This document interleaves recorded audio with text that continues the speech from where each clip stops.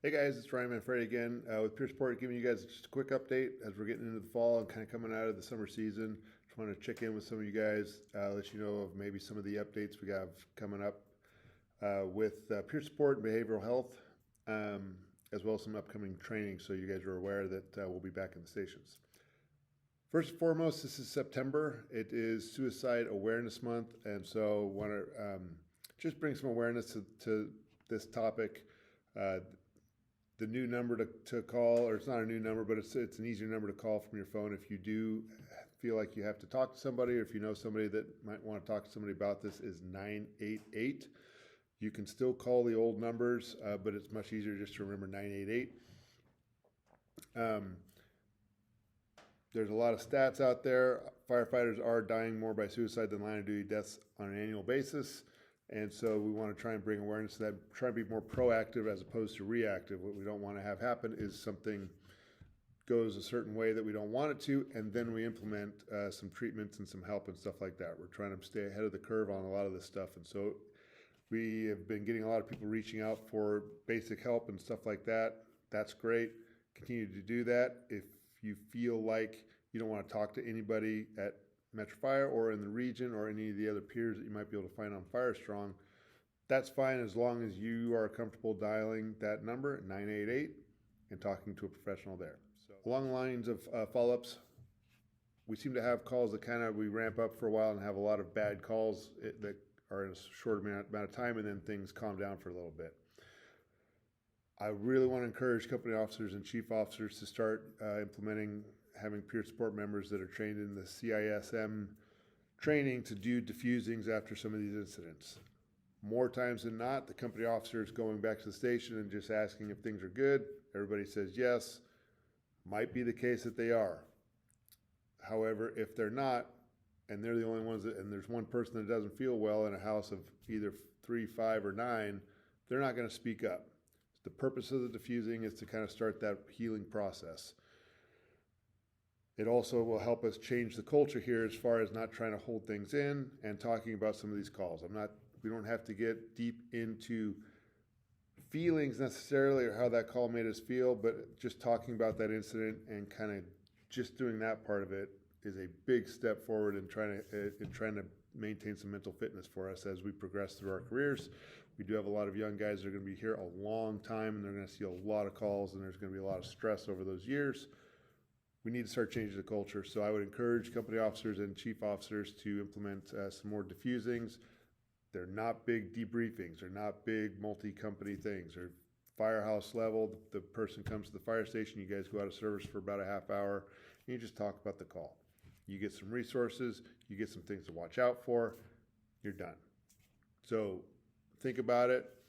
All right, so it is, like I said, September. We're getting into the fall. We are going to send peers back out to the stations to do some in-station training. Just sit at the table for about 50 minutes, 55 minutes, talk about the new EAP concern, answer any questions you guys might have on that.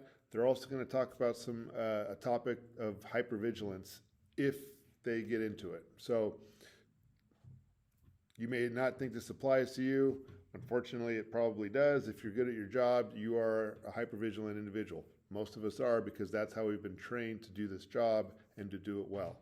The problem is when we go home, it doesn't turn off. So the peers are going to kind of touch on that subject a little bit. If you have questions, great. If it goes over time, please reach out to me or some of the other coordinators or other peer support members, and we can get you more time discussing that topic, because it is, in my opinion, a very important topic. It's something that you and your spouse should know. So please look for them to come out. I would encourage you to sit down at the table and just listen. If you don't want to talk, that's fine. But if you have questions, it's a very good time to ask questions and get some clarification on things.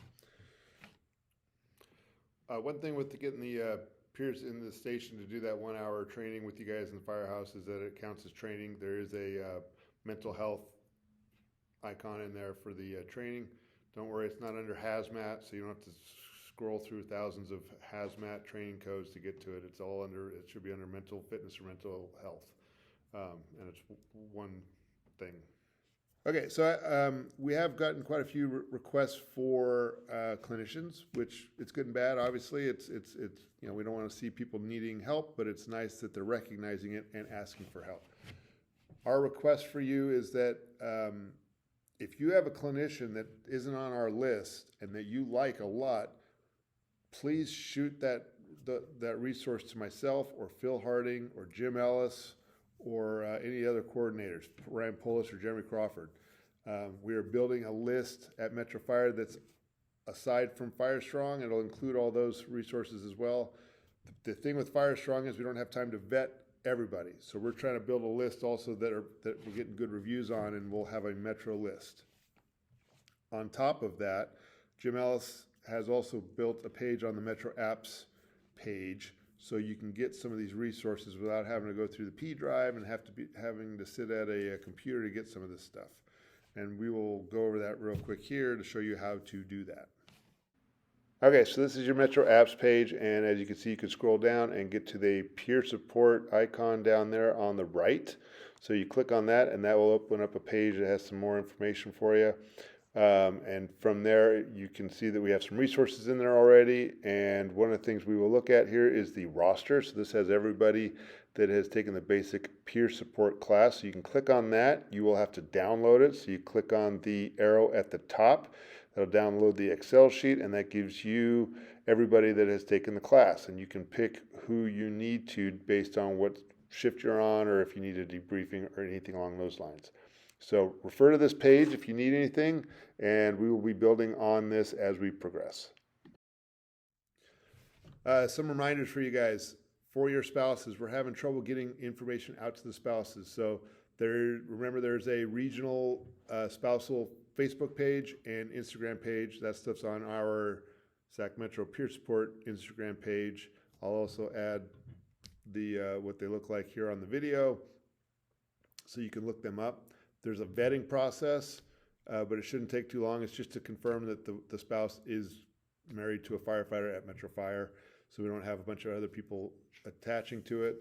It's not for us, it's not for firefighters to attach to, but we're having a little bit of an issue trying to get information out to spouses. So with that, try and encourage them to join those pages. Also, if they want to join or follow the Sac Metro Peer Support Instagram page, I'm trying to get more information on there. At the very minimum, I get classes on there so they can see when the classes are coming out. And then we are working on a regional spouse class, and I'm also hoping to get a Metro-only spouse class by November, early November, before all the holiday stuff hits. So we are still working on some of that stuff. As far as the canine stuff with Captain Polis, I'm not entirely sure where we're at. He's progressing forward with that. It sounds like there was a hiccup with maybe the provider, the dog provider that we were going to use. If you have questions on that, you can shoot him an email. So I'm not sure where we're at with that, but it is supposed to be funded in this fiscal year. On top of the Instagram page, I'm going to start adding more resources on that Instagram page, and I'll put what it looks like on the bottom of the screen here. There's a lot of podcasts that are very good, and you can blast through them pretty quick especially if you speed up the time and get a lot of good information quickly. There's books out. There's YouTube channels. There's all kinds of good stuff out there to get some help or get some resources. If you have questions on that, or if you have a recommendation, please let me know. I'm going to start adding those to that Instagram page. And last thing, as we get into the holiday season, obviously we always seem to go, every season seems to have its own stressor. Obviously, fire season's been relatively quiet this year, which has been nice. But firefighters have still been getting mandatory quite a bit.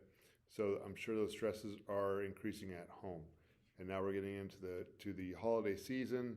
Kids are back in school and all that stuff. So all I'm going to say is try and remember your good coping skills. Keep working out. Reduce your alcohol intake. Talk to your spouse. Talk to loved ones. Go out with friends. Don't stop doing any of your hobbies if you can. I realize if you have kids, that makes things challenging. But try and remember all those coping skills. And if those just are not working, please ask for help, and we will get you set up with a clinician so you can just talk and vent to them. And maybe they can give you some extra tools to make life a little bit happier at home and at the firehouse. Okay, So with that, we do have some big things coming up in the next 2 months in peer support. We're talking about the contract stuff that was agreed upon by labor management. I'm not sure where we're at with that. We're going to meet here at the end of the month, and then a handful of us are going back to San Diego for peer support conference, and hopefully bring back more tools like we did last year to support you guys in a much better way. As always, if you need something, if you need anything, shoot us a text or phone call. Other than that, keep taking care of yourselves. Thanks.